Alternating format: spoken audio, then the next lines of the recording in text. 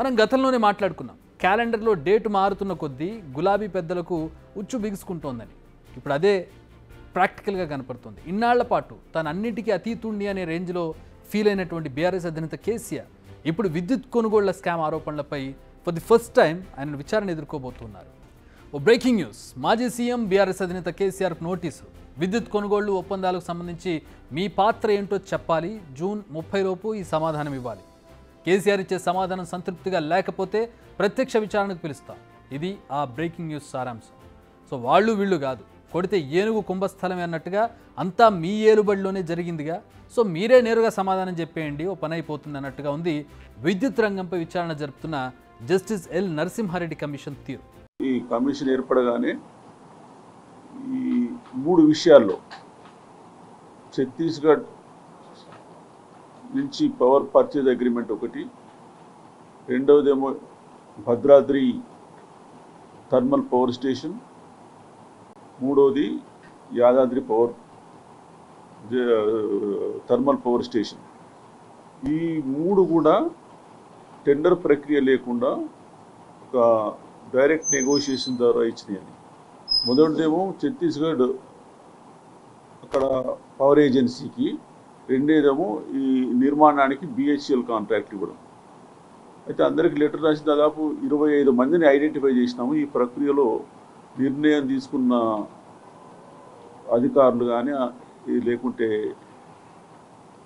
అనధికారులు కానీ వాళ్ళందరికీ అందరూ కూడా వారు జవాబులు ఇచ్చినారు. ఒక మాజీ ముఖ్యమంత్రి చంద్రశేఖరరావు గారు జూలై ఎండింగ్ వరకు టైం అడిగినారు. అయితే మేము వాళ్లకు లెటర్ రాస్తూ మ్యాక్సిమం జూన్ 15 వరకు ఇవ్వండి, మాకు టైం లిమిటెడ్గా ఉందని. ఇంకొక అధికారి కూడా రావాలి. అది సంగతి. అందరూ అయిపోయారు, మీరు మాత్రమే మిగిలి ఉన్నారంటున్నారు జస్టిస్ నరసింహారెడ్డి. టైం కాస్త తక్కువగా ఉంది, వెంటనే ఇవ్వండి అంటున్నారు. అదే కేసీఆర్ మాత్రం జూలై 30 వరకు సమయం కావాలంటున్నారు. ఇదే కాస్త అనుమానాస్పదంగా ఉంది. ఎందుకంత సమయం? వివరణ ఇవ్వడానికి ఎందుకంత సమయం కావాలి? దీనికి ఆయన చెబుతున్న సాకు ఎలక్షన్స్ పనులున్నాయి, అందుకే జూలై 30 వరకు సమయం కావాలి. ఇది నిజంగా ఏమాత్రం నమ్మేట్టుగా లేదని తెలిసిపోతుంది. సరే, కాస్త అటో ఇటుగా కేసీఆర్ మాత్రం సమాధానం ఇవ్వాల్సిందే కదా. మరి ఆ సమాధానంతో కమిషన్ సంతృప్తి చెందుతుందా లేదా? ఇదే పెద్ద క్వశ్చన్. ఎందుకంటే ఒకవేళ కమిషన్ కేసీఆర్ వివరణపై సంతృప్తి చెందకపోతే జస్ట్ ఇన్ కేస్ ఆయన నేరుగా విచారణకు హాజరవ్వాల్సి ఉంటుంది. నిజానికి తెలంగాణ రాష్ట్రం ఏర్పడినప్పటి నుంచి విద్యుత్ రంగంలో కేసీఆర్ ఏకపక్షంగా వెళ్ళినట్టుగా అనేక ఆరోపణలు ఉన్నాయి. ఈ విషయాలన్నీ నిజమని చెబుతోంది ప్రస్తుత కాంగ్రెస్ ప్రభుత్వం. విద్యుత్ రంగం మొత్తం విధ్వంసమైందని, డిస్కంలు గుదిబండగా మారిపోయాయని తేలింది. వేల కోట్లలో చెల్లించాల్సిన బాకీలు ఉన్నాయని తేలింది. అసలు మొత్తం విద్యుత్ సంస్థలను ఎత్తిపై ఉన్న అప్పుల భారం అక్షరాల 1,63,583 కోట్లు. అసలు ఇంత అప్పు ఎందుకైంది, ఎలా అయింది అనే దానిపైనే వివరాలు తీసుకునేందుకు కాంగ్రెస్ ప్రభుత్వం కమిషన్ ఏర్పాటు చేసింది. ఇప్పుడు ఈ కమిషన్ ఒక్కో విషయాన్ని తవ్వితీస్తోంది. ఛత్తీస్గఢ్ నుంచి అంత భారీ ధరకు విద్యుత్ని ఎందుకు కొన్నారు? ఇది ఒక సమాధానం లేని ప్రశ్నగా మిగిలిపోయింది. అంతేకాదు, Bhadradri, Yadadri thermal power plant నిర్మాణ విషయాల్లో కూడా అనేక లోటుపాట్లు ఉన్నాయనే అనుమానాలు ఉన్నాయి. ఇప్పుడు ఈ విషయాలను కన్ఫర్మ్ చేస్తుంది పవర్ కమిషన్. భద్రాద్రి వరకు వచ్చేసరికి అంతటా సూపర్ క్రిటికల్ టెక్నాలజీ ఉంటే ఇక్కడ సబ్ క్రిటికల్ పెట్టినారు. అది సబ్ క్రిటికల్ వల్ల వాతావరణంలో కాలుష్యమే కాకుండా మనకు ఆర్థికంగా సంవత్సరానికి కొంత రఫ్ ఎస్టిమేట్ కొంతమంది 1000 కోట్ల వరకు అన్నారు. అది ఒక ఎక్స్ట్రా కోల్ అంటే ఎక్కువగా కాల్చే బొగ్గు ద్వారానే దాదాపు 250 నుంచి 300 కోట్ల వరకు నష్టం పడుతుంది. ఇంతవరకు ఒక ప్రాథమిక అంచనా వల్ల తెలిసింది.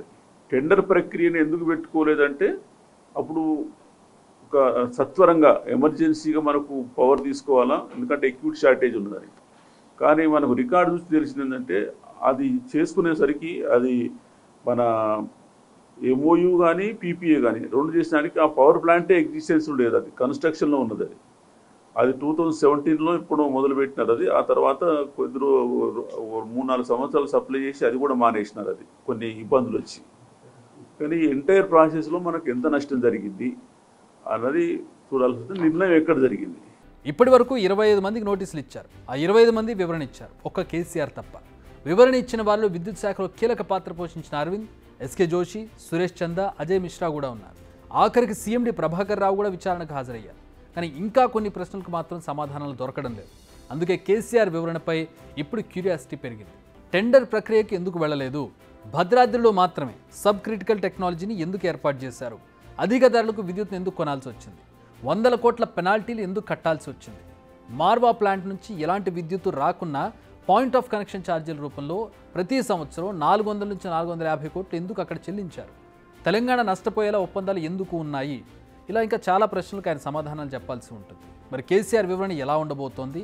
ఆ వివరణతో కమిషన్ సంతృప్తి చెందుతుందా? కమిషన్ సంతృప్తి చెందకపోతే కేసీఆర్ స్వయంగా రాక తప్పదా? ఏమో, ఈ ప్రశ్నలకు సమాధానాలు కావాలంటే మరికొన్ని రోజులు ఆగాల్సింది. ఒక విషయం మాత్రం కన్ఫర్మ్, అందరూ అధికారుల వివరణల తర్వాతే కేసీఆర్కి నోటీసులు వెళ్ళాయి.